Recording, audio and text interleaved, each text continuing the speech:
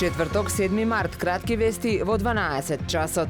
Старото градско јадро во Охрид добива високо ниво на заштита и голем број ограничувања и правила за градба со законските измени кои што ги предложи Министерството за култура. Жителите ќе треба да се збогуваат со француски балкони, базени, билборди, светлечки реклами и бекатон плочки. Во овој дел на градот, кој е најатрактивен за посета на бројните туристи, не се дозволени ниту објекти за игри на среќа и на забавни игри. Со законот за прогласување на старото градско јадро на Охрид за културно наследство од особено значење, кој што е во собраниска процедура, се прави обид да се заштитат богатите културно-историски, архитектонски, археолошки, уметнички и етнолошки вредности на овој дел на градот.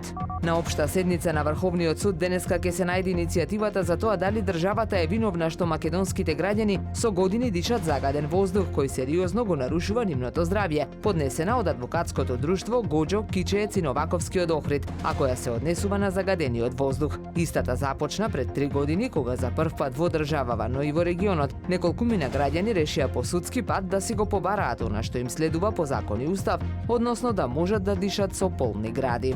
Веќе подолг период наназад забележливи се оштетувања на пешечко-рекреативната патека кај каналот Студенчишта кои сега се зголемени и зафаќаат се поголем дел. Истите се највидливи на делот кој е обложен со камен, наменет за пешаците, и доколку не се санира, постои опасност да се прошират, со што и зафатите за санација ќе бидат поскапи и посложени. Патеката е долга 600 метри, има дрвен дел наменет за прикачување пловни објекти, камен пешачки дел со ширина од 4 метри, хортикултурно уредена зона, дел за велосипедисти со широчина од 2 метри, а се спојува и со уредениот помал канал кој се протега паралелно со поголемиот.